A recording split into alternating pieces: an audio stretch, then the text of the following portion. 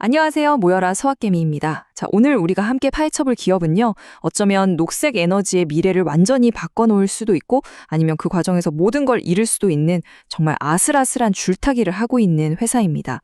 바로 ESS-Tech. 오늘 이 기업에 대해 깊이 들어가 보겠습니다. 요즘 AI 시대다 뭐다 해서 데이터 센터가 어마어마한 전기를 먹어치우고 있잖아요. 그런데 전기는 뭘로 만드나요?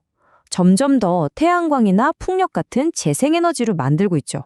근데 문제가 있어요. 해가 안 뜨거나 바람이 안 불면요. 그렇죠. 전력 생산이 뚝 끊깁니다. 바로 이 지점에서 거대한 충돌이 발생하는 거예요. 수요는 폭발하는데 공급은 너무나 불안정하다는 거. 이게 지금 우리가 마주한 에너지 문제의 가장 큰 딜레마입니다. 바로 이 거대한 딜레마를 풀겠다고 나선 회사가 바로 ESS-Tech입니다. 이들이 들고 나온 해결책이 뭐냐? 바로 완전히 새로운 종류의 배터리입니다. 우리가 흔히 아는 리튬이온 배터리가 아니에요. 아주 흔한 물질, 바로 철을 기반으로 한 기술입니다.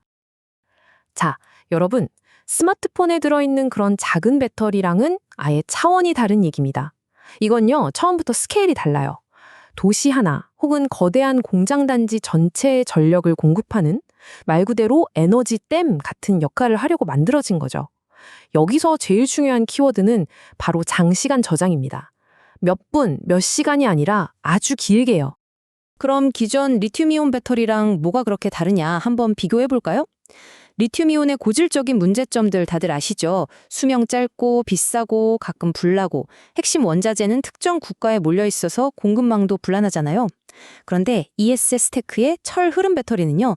이 모든 약점을 그냥 정면으로 깨부숴버립니다. 수명은 4배 이상 길고 비용은 절반 수준에 물 기반이라 불날 걱정도 없어요.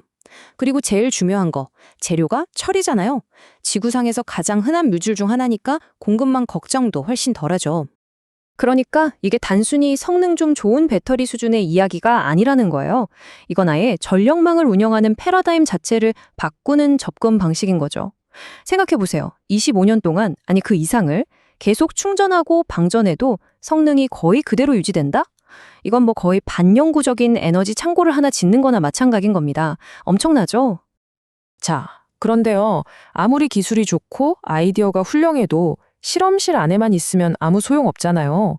이걸 진짜로 시장에 내놓고 실제로 작동한다는 걸 증명하는 건 완전히 다른 차원의 문제입니다. 과연 ESS-Tech는 이 죽음의 계곡을 건너서 자신들의 기술을 현실 세계에 성공적으로 안착시켰을까요? 이 회사가 걸어온 길을 한번 보시죠.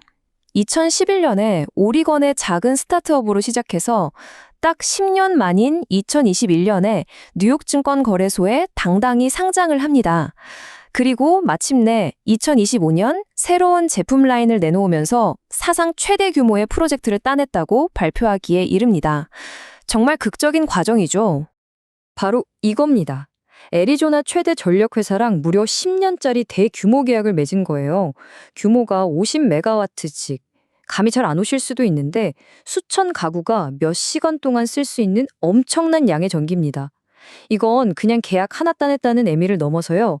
SES-Tech의 기술이 더 이상 실험실의 꿈이 아니라 진짜 현실 세계에서 통한다는 걸 시장에 증명해 보인 굉장히 상징적인 사건이라고 할 수 있습니다.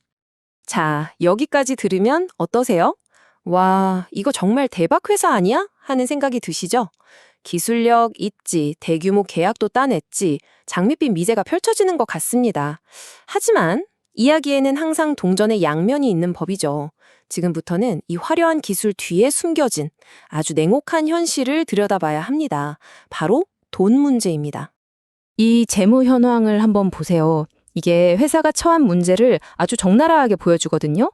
매출 240만 달러. 네, 조금씩 늘고는 있어요. 그런데 손실이 얼마죠?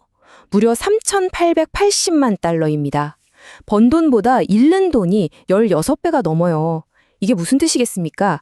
한마디로 지금 자기 돈을 어마어마한 속도로 태워가면서 겨우 버티고 있다는 겁니다. 심지어 업계 전문 매체에서는 이 상황을 뭐라고 표현했냐면 생존을 위한 투쟁에 직면했다고까지 했어요. 이 생존 투쟁이라는 말이 그냥 나온 말이 아니겠죠. 회사가 얼마나 심각한 재정 압박을 받고 있는지 보여주는 겁니다. 이건 그냥 성장하는 기업이니까 좀 손실이 나겠지 하는 수준의 성장통이 아니에요.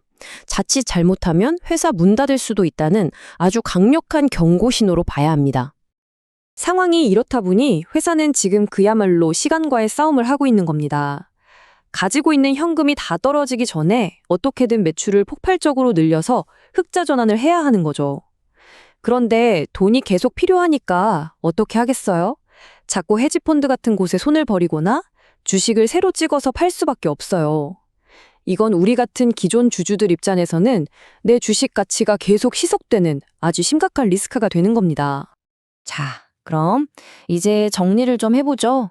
도대체 이 회사를 어떻게 봐야 할까요? 한쪽에서는 세상을 바꿀 혁신적인 기술이라고 극찬하고, 다른 한쪽에서는 당장 생존부터 걱정해야 한다고 경고하고, 정말 혼란스럽죠? 바로 이 투자의 딜레마를 정리한 표입니다. 낙관적으로 보는 쪽, 즉 강세론의 근거는 명확해요. 독보적인 특허 기술, SRP라는 대형 계약, 앞으로 폭발적으로 성장할 시장, 그리고 미국 정부의 클린 에너지 정책 지원까지 순풍이 불고 있죠. 하지만 반대편, 신중론, 즉 약세론의 근거도 만만치 않습니다.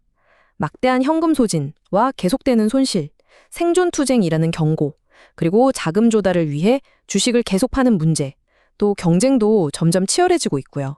역풍도 정말 거센 상황입니다. 결국 ESS 테크라는 회사는요, 에너지의 미래에 거는 아주 전형적인 하이리스크, 하이리턴 투자처라고 할 수 있습니다.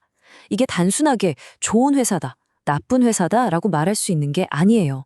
성공하면 그야말로 대박, 전력망의 역사를 새로 쓰는 거고요. 실패하면 그 과정에서 모든 투자금을 태우고 사라질 수도 있는 말 그대로 거대한 도박인 셈입니다. 그래서 이 모든 이야기는 결국 하나의 질문으로 모아집니다. 이 획기적인 기술이 과연 이 혹독한 현금 위기를 버텨내고 살아남을 수 있을 것인가? 위대한 기술이 과연 냉혹한 자본의 논리를 이겨낼 수 있을까요? 이 질문에 대한 답은 아마 앞으로 몇 분기 안에 시장이 그리고 주가가 보여주게 될 겁니다.